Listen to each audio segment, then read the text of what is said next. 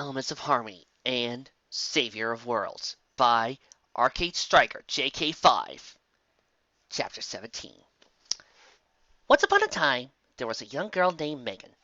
She was inquisitive, a bit headstrong, but loved helping people.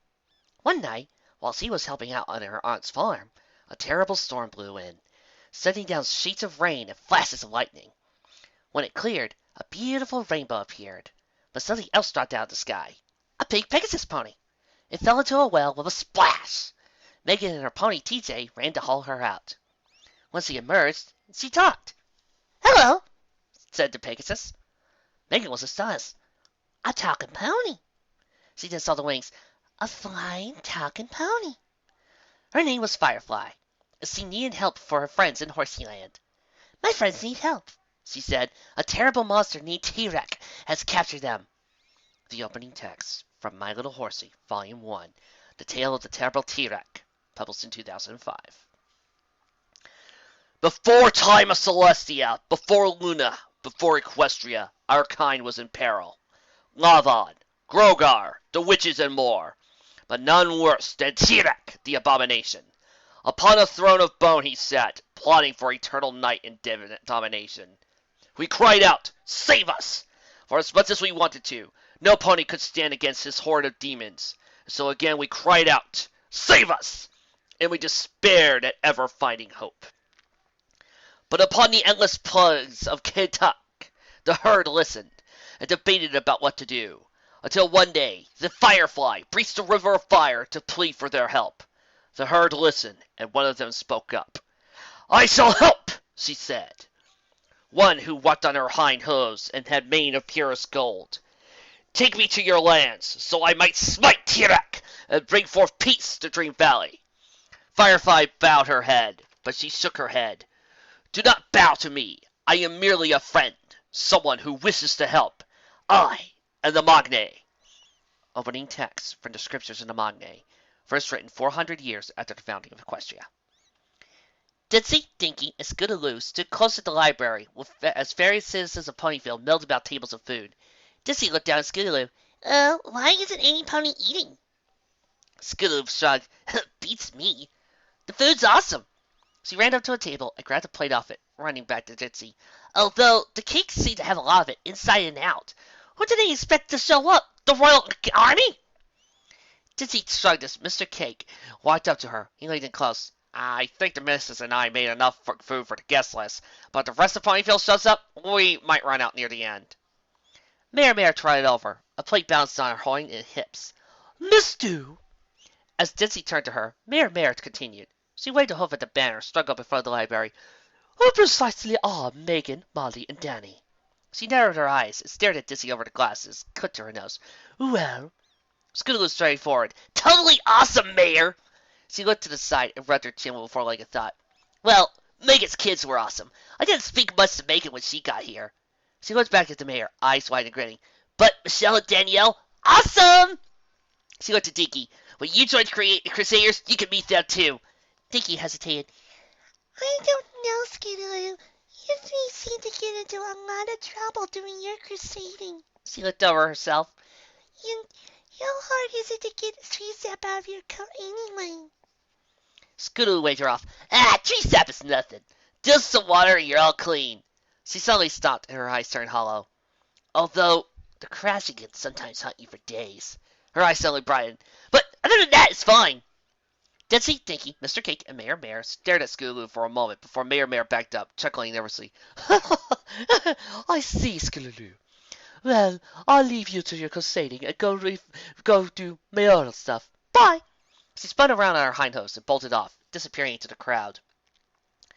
Ditsy stared off at her with one eye, while the other focused on Dinky. But any response was cut short as the crowd backed up, some pointing at the sky and shouting in fear as two dragons appeared. Circling overhead, several others backed up and bowed their heads, some dropping their heads to the ground. She followed that group with both eyes and gasped as both Princess Celestia and Luna trotted forth from the direction of Everfree, leading a procession of ponies and humans up to the library. Mare forced her way through the crowd, bowing low and sweeping four leg out. "Princess Celestia," she said, "it's an honor for you to be here, and for Ponyville to be invited to this party." She looked up to the sky and panted slightly. We seem to have... Celestia held up a hoof. My apologies, Mayor. The two dragons are Kings Pycorin the Old and Chancellor Mei Long of the Dragon Clans. Her eyes lifted as she gazed out into the crowd.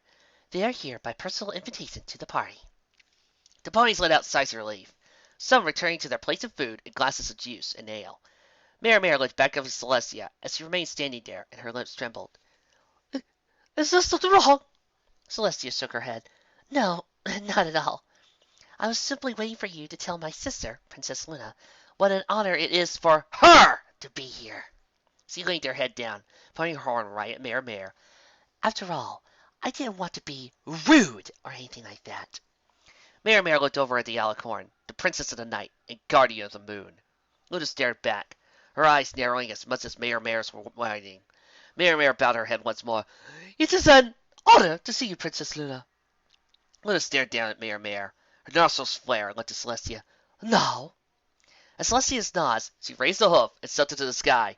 Citizens of Ponyville! We are honored to present you, your friends and family from older times! She swept her hoof at the princess ponies, who stepped forward and took to one knee. May I present Princesses Starburst, Tiffany, Royal Blue, Serena, Primrose, and Sparkle! Celestia blinked and leaned in close to Luna. Nice job, she whispered. I think only 2 of them have had their main switch back, she said, winking. Luna rolled her eyes before staring out at the ponies once more.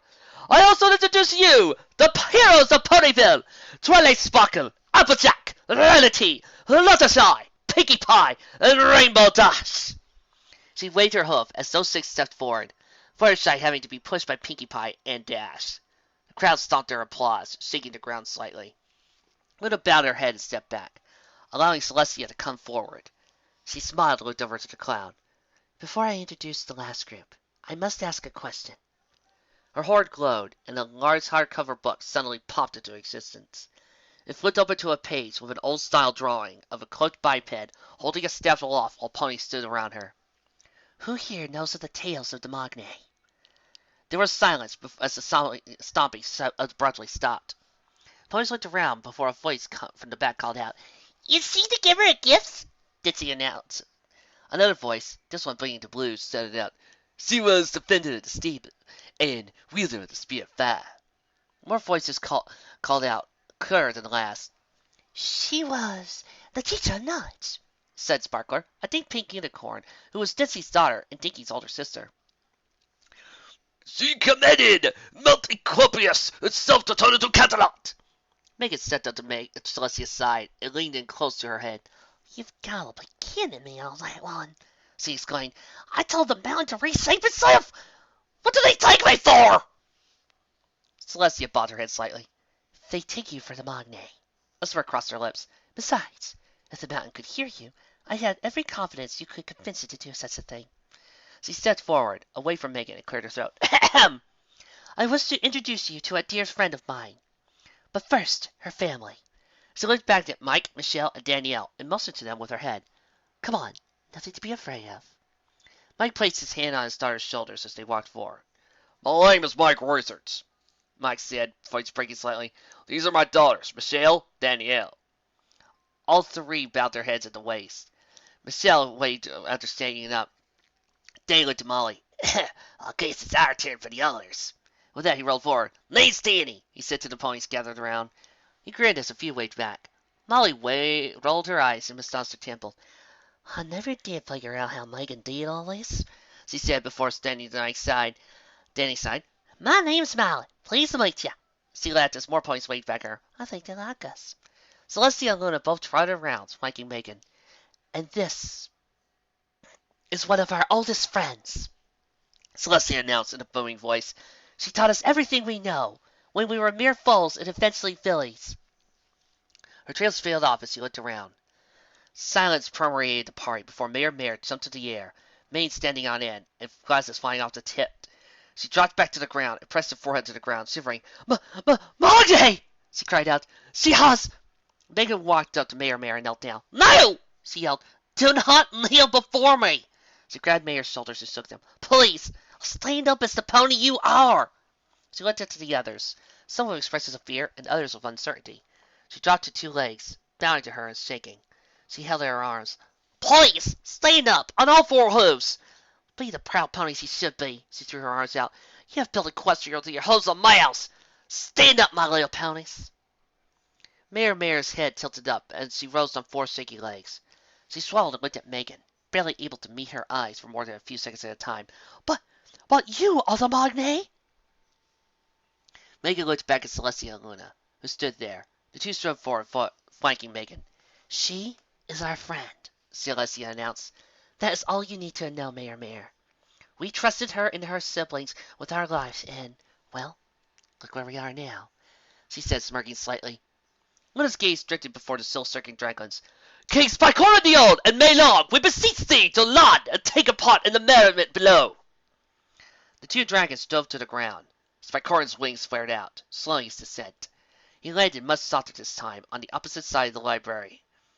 He towered over this hollowed-out tree, the top of the weather vane barely reaching halfway up his chest. He dipped his hand low and bared his fangs in a smile. A pleasure to meet you all, little ponies, he said, his voice as soft as possible.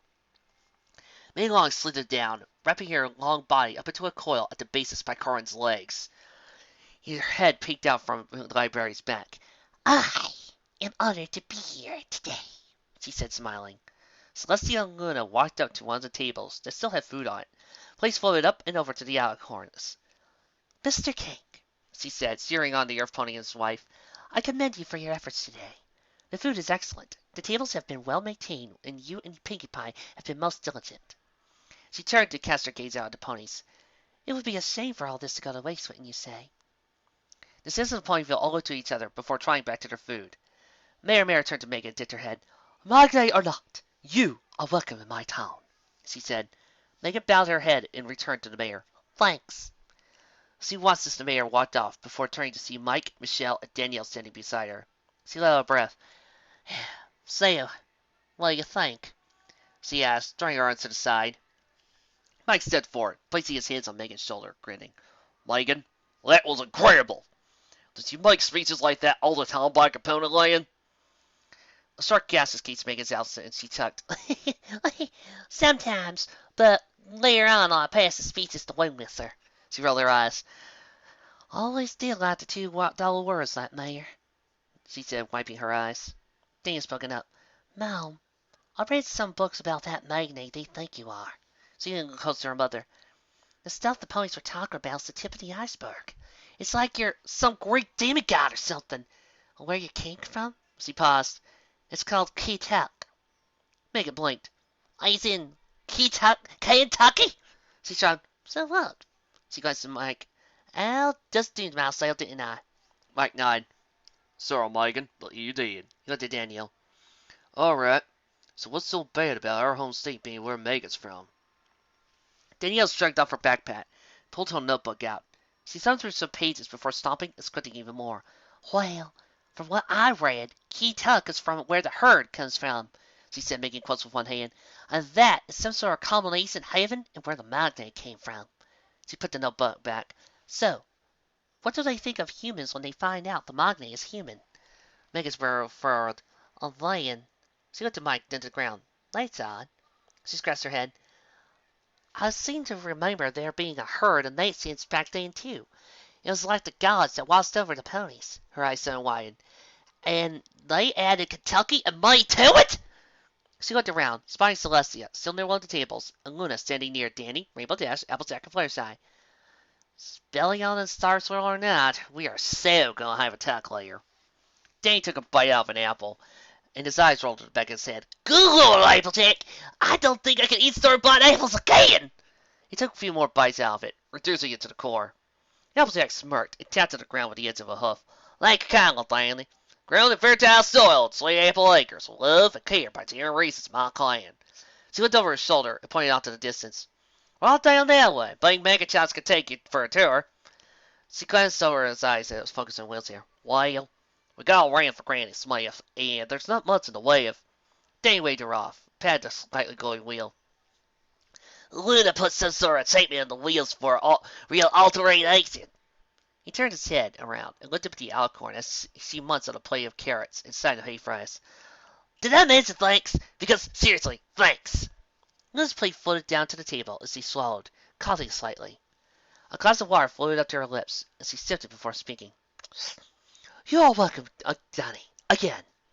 She looked to her right as Lyra and an earth pony with a pale cream coat and a cutie mark of 3 pieces of candy tentatively approached. "Yes, my subjects." Lyra swallowed and craned her neck to look at Luna. Your Majesty, I was wondering if I could speak with Danny here." Her eyes darted around, finally focusing on a clump of grass near her table leg. "Or maybe I could go." Luna's eyes softened. She stepped back, her wings flapped before folding close to her body. "Wow." Princess Luna talking to Lyra. "I got that feeling again. You know, the weird feeling of I do this a lot on some other show. Child, you have nothing to fear from us. The hatred of Nightmare Moon is gone from me forevermore." She looked at Applejack, Fluttershy, Rainbow Dash, and bowed her head. "The elements of harmony saved my soul." Her gaze drifted down, and Danny's wheelchair spun around. "Oh no." Danny came face to face with Luna and wheeled forward. "Not my what?" he exclaimed. He continued rolling forward as Luna backed up. "Hatred of Nightmare Moon? The elements of harmony were used on you? Luna, what happened to you?" Dash dropped her plate and flew around between the two. She struck her forelegs out. Well, Danny, not now, all right?" She waved around as the other ponies began looking over, staring. "Please? For Luna?" Danny bit his lips and nodded to Dash. You're right. He leaned over and looked at Luna as she stood there, face almost purple for shame. "Luna, I'm sorry, but I want to hear about this later, all right?" Luna rubbed her forehead with a hoof and nodded, blinking away moisture from her eyes. "I swear, Donnie, I'll tell you. Megan, Molly, before you leave, I swear I'll tell you 3. Her mane flattened and flashed its translucent solid back. "Rainbow Dash, Applejack, Fluttershy, will you be there, please?" All 3 nodded. Fluttershy hovered off the ground and looked around. "Oh, would you get Twilight, Mary, and Pinkie Pie too? If they're not busy, that is. And if it's all right with you as well." She landed and kicked at the ground, sending up a small cloud of dirt. Danny nodded to her. "Good out there, dear there. Thanks, Fluttershy." Glanced over and saw Lyra and her friend standing next to her, but slowly back away. "Oh, sorry about that. It's been a while since I've been here." He grabbed the wheels and spun around to face them fully. "So, you know my name, but what's yours?" he asked, extending a hand. Lyra stared at his hand, mouth open and wide. "Well," she blinked and shook her head. "Sorry." She motioned to the earth pony. "This is my friend Bonbon, and my name's Lyra." She bounded up forward, right to Danny's hand. She glanced over at a similarly staring Bonbon. "I told you, Bonbon! Danny has hands! Imagine what he could do with them!" Danny snorted. "What I could do with them!" Brought his other hand up to the lips and whistled, causing every pony around him to flinch and shy away. "How's that?" Lyra unwound and leaned forward. "So, you can use it for whistling?" She arched her eyebrow. "But what else?" Danny leaned forward and pulled out his photo album from beneath the wheelchair. He opened it up and thumbed around the pages. He slid out a photo in a plastic holder and held it for Lyra to see. "Books are easy for me." He looked around. "Anybody else got a plan?" Bonbon leaned back and pulled out a pen from a saddlebag and held it out for Danny. He gingerly plucked it from between her lips and wiped it clean on his shirt sleeve before twirling around his hand, bringing oohs and ahs from almost every pony around. Luna shook her head. "Show off!" she muttered, eyes twinkling and betraying her true feelings on his accents. Danny looked to his right. He stuck his tongue out and waved his finger at her. "Don't forget about later on," he admonished the Alcorn, before looking back to Lyra and Bonbon. He held the picture once more. "It's a good thing I chose this one, now that I think about it." Luna's cheeks blushed. "Oh, Donnie, you didn't!" Danny held the picture up as Rainbow Dash flew up over his shoulder. "Oh, I did," he said, a wide grin on his face. Dash's eyes widened and her mouth opened. "Oh, you have got to be kidding me!" she said as she saw a picture of young Luna. She had socks on her forelegs and one on her horn. She was hugging a white-coated unicorn while Megan, Winwhistle, and 2 others stood off in the background. "Excuse me while I go over to the side of the studio and dye a doll." Megan walked through one of the rooms of Paradise Estate, Winwhistler to one side and 3 visitors to her right. She stopped and turned to face Blueblood the First, king of the unicorn tribes, and leader of the Mages of the Rock, along with Starswirl the Bearded and Spellion the Powerful. "Thank you for coming here, Majesty." she said, bowing deeply at the waist. Clover spoke of your wisdom, and I see that in seeking to join the Equestrian Alliance. Blue Blood the First, a large unicorn with a white coat, long horn and robe, jewel-studded crown about his head. Thank you, Megan, the Ace King said.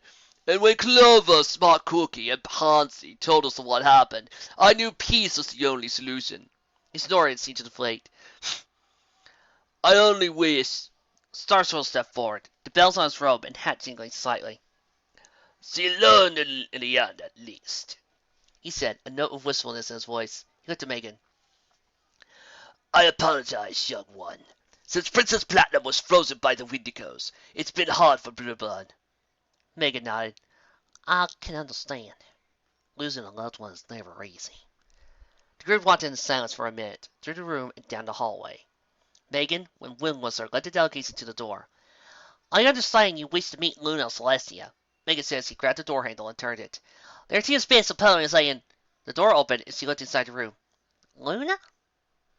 Luna sat on the floor, forelegs in the air. Both hooves were covered in gray socks, and the magenta one covered her horn.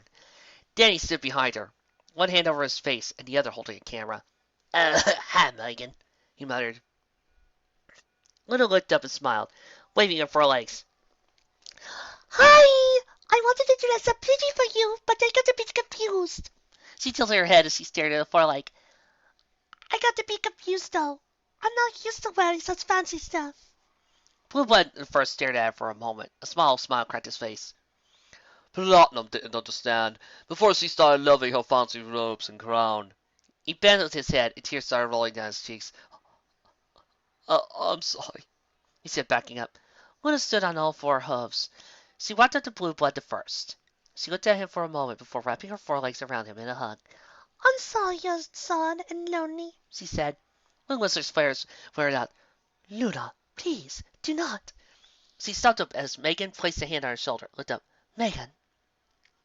Megan held up her hand, gave her a second. She smiled and nodded to Luna. Blue Blood the first went outside. Thank you, my child. He patted her on the back. Sometimes I forget and dwell a bit too much on what I've lost and forget what I still have. Spelling and stuck up. Like a son. Blue Blood the first story. Like my son, thank you, Spellion. He gently extricated himself from Luna's grasp and turned to Megan and Wind Whistler. I believe we have a treaty to discuss and sign, he said, a smile playing at the ends of his lips. Wind Whistler tucked her wings and bent her close slightly. Indeed, your majesty, thank you. She looked at Megan. It appears your lessons on kindness and empathy have indeed taken root in Luna's psyche. A most illuminating display here. Megan snorted. In other words, she could put other ponies' feelings first. Wind Whistler's eyes narrowed. I believe that was what I was referring to, yes. Luna let aside. The Mages of the Rock joined the Equestrian Alliance that night. The ponies of the Plains and Sky Clans following the next week. She looked up and stared in the distance. Bluebell and I talked for a while about his daughter, his son, the mages, and lots of stuff. Lyra walked up to Luna's. And Lyra craned her head up to the alcorn and held it for a leg. I'm sorry you were so lonely, she said, patting Luna's own leg. Luna looked down at her and swallowed. She sat down and gently nuzzled Lyra, then Bon. Thank you. Daz, Fluttershy, Applejack, and Danny all gathered around the princesses as well. Daz and Fluttershy in the air. You're a part of the family, Princess Luna, Applejack said, tipping her head forward and letting her hat slide down slightly. You'll never be alone again. Daz nodded. Right, Applejack. As long as I live, I'll be there for you. She glanced over to Fluttershy. Right, Fluttershy?